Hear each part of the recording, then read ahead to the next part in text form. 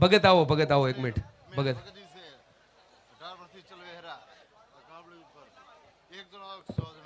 ભગત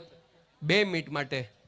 દાદાના દરબારમાં છીએ તો 2 મિનિટ માટે તમે કંઈક બોલો જેથી બધાને આશીર્વાદ મળે પછી આપણે આગળનો ડ્રો કારણ કે હજુ આપણે